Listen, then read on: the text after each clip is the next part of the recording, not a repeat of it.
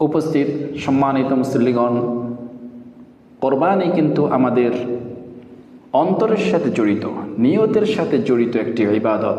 নিয়ত যদি আমাদের পরিশুদ্ধ না হয়, তাহলে যত দাম দিয়ে আমরা পশু ক্রয় করে কোরবানি করি না কেন, সেই কোরবানি কিন্তু আল্লাহ কবুল করবেন না। কোরবানির আসল ইতিহাস, প্রকৃত ঘটনার দিকে যদি আমরা একটু দৃষ্টিপাত করি, তাহলেও কিন্তু আমরা সেখানে দেখব মহান আল্লাহ নিয়তেরই পরীক্ষা করেছেন, মহান আল্লাহ মনেরই পরীক্ষা করেছেন। হযরত ইব্রাহিম আলাইহিস সালাতু ওয়াস সালাম ৮৬ বছর বয়স হয়ে গিয়েছে, কোনো সন্তান হচ্ছে না। আল্লাহর কাছে তিনি বারবার দোয়া করছেন, রব্বি হাবলি মিনাস সালিহিন। আল্লাহ রব্বুল আলামিন যখন ইব্রাহিম আলাইহিস সালাতু ওয়াস সালামকে নেককার সন্তানের সুসংবাদ দিলেন, সন্তান জন্মলাভ করল। এরপরে সন্তান যখন ফালাম্মা বালাগা মাআহুস সাইয়া, যখন সন্তান একটু দৌড়াদৌড়ি করতে শিখল, সে সময় কিন্তু সন্তানের প্রতি পিতামাতার মহাব্বত, ভালোবাসা, আকর্ষণ অনেক বেশি বৃদ্ধি পায়, আদর, মায়া, মমতা বৃদ্ধি পায়। ঠিক সেই সময় মহান রব্বুল আলামিন ইব্রাহিম আলাইহিস সালাতু ওয়াস সালামকে পরীক্ষা করে বসলেন। এমন কঠিন পরীক্ষা, আল্লাহ নিজেই বললেন, ইন্না হাযা লাহুল বালাউল মুবিন, এটা অত্যন্ত কঠিন পরীক্ষা। আল্লাহ নিজেই পরীক্ষা করেছেন, নিজে আবার বলছেন এটা কঠিন পরীক্ষা। কেমন কঠিন পরীক্ষা? এত কষ্ট করে ৮৬ বছর বয়সে, স্ত্রী ছিল বন্ধা, যার কোনো সন্তান হবে না, নিজে একেবারে বৃদ্ধ হয়ে গিয়েছেন। সে সময় মহান আল্লাহ সন্তান দিয়েছেন। সেই সন্তান একটু এখন দৌড়াদৌড়ি করতে শিখলো, হাঁটছে, বাবার সাথে কথা বলছে আদো আদো করে। এমন সময় আল্লাহ বলছেন যে তোমার সন্তানকে জবে করো। ইব্রাহিম আলাইহিস সালাতু ওয়াস সালাম তার সন্তানকে বললেন যে আমি স্বপ্নে দেখেছি আমি তোমাকে জবে করছি। ইন্নী আরা ফিল মানাম আন্নী আযবাহুকা ফানজুর মাযা তারা। সন্তানকে বললেন, তুমি ভেবে দেখো তুমি কি করবে, তুমি কি করবে।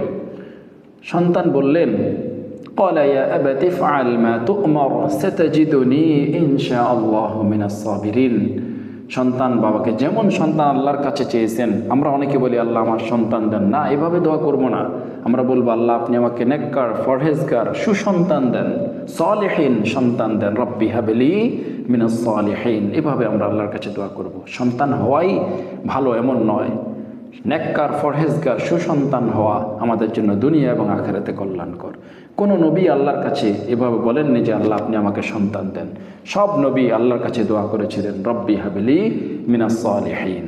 সুতরাং আল্লাহর কাছে সবসময় সুসন্তান, নেককার সন্তান আমাদেরকে চাইতে হবে। সন্তান বাবাকে জবাব দিয়েছে, বাবা আল্লাহ রব্বুল আলামিন আপনাকে যে নির্দেশ দিয়েছেন, আপনি আপনার আল্লাহর আদেশকে পরিপূর্ণরূপে পালন করুন। সাতাজিদুনি ইনশাআল্লাহু মিনাস সাবিরিন, অবশ্যই আপনি আমাকে ধৈর্যশীলদের মধ্যে পাবেন, অর্থাৎ আমি আপনাকে কোনো ডিস্টার্ব করব না। সুবহানাল্লাহ। যেমন বাবা তেমন সন্তান। আল্লাহ রাব্বুল আলামিনের ইচ্ছায় যখন ইব্রাহিম আলাইহিস সালাতু ওয়াস সালাম নিজের সন্তানকে যখন শুইয়ে দিলেন জবে করার জন্য, জবে শুরু করে দিচ্ছেন, আল্লাহ রাব্বুল আলামিন তখন জিবরাইল ফেরেশতাকে দিয়ে দুম্বা নিয়ে এসে যখন সামনে ইসমাঈলকে সরিয়ে দিয়ে সেখানে দুম্বা তখন কোরবানি হয়ে যায়। আল্লাহ রাব্বুল আলামিন ইব্রাহিম আলাইহিস সালাতু ওয়াস সালাম এবং তার প্রিয় সন্তান ইসমাঈল আলাইহিস সালাতু ওয়াস সালাম দুইজনের পরীক্ষায় আল্লাহ রাব্বুল আলামিন তাদের উপর সন্তুষ্ট হয়েছেন, তারা পরিপূর্ণরূপে পরীক্ষায় উত্তীর্ণ হয়েছেন। তাহলে মূলত ছিল মনের পরীক্ষা। এজন্য আমাদেরকে নিয়তকে পরিশুদ্ধ করে শুধু মহান রবের সন্তুষ্টির জন্য কোরবানি করতে হবে। মানুষকে দেখানো, কোরবানি না দিলে অন্যরা কি বলবে, নতুন আত্মীয় হয়েছে তারা কি বলবে, নাউজুবিল্লাহ, এরকম কোনো চিন্তা নিয়ে অথবা গোস্ত খাওয়ার জন্য কোরবানি দিলে দীর্ঘদিন আর গোস্ত ক্রয় করা লাগবে না, দুনিয়ার অন্য কোনো উদ্দেশ্য নিয়ে, আল্লাহর সন্তুষ্টি ব্যতীত অন্য কোনো উদ্দেশ্য নিয়ে কোরবানি করলে সেই কোরবানি কিন্তু আল্লাহ গ্রহণ করবেন না। এজন্য নিয়তকে পরিশুদ্ধ করে শুধুমাত্র মহান আল্লাহর সন্তুষ্টির জন্যে আমাদের পক্ষ থেকে মহান আল্লাহর নামে আমাদেরকে কোরবানি করতে হবে। আল্লাহ রব্বুল আলামিন আমাদের কোরবানিগুলোকে কবুল করুন, আমাদের নিয়তকে পরিশুদ্ধ করে একমাত্র মহান রবের সন্তুষ্টির জন্য কোরবানি করার তৌফিক দান করুন। আমিন। আসসালামু আলাইকুম ওয়া রাহমাতুল্লাহি ওয়া বারাকাতুহু।